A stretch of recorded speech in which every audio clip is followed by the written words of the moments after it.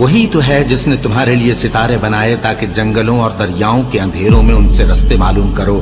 عقل والوں کے لیے ہم نے اپنی آیتیں کھول کھول کر بیان کر دی ہیں۔ اور وہی تو ہے جس نے تم کو ایک شخص سے پیدا کیا، پھر تمہارے لیے ایک ٹھہرنے کی جگہ ہے اور ایک سپرد ہونے کی۔ سمجھنے والوں کے لیے ہم نے اپنی آیتیں کھول کھول کر بیان کر دی ہیں۔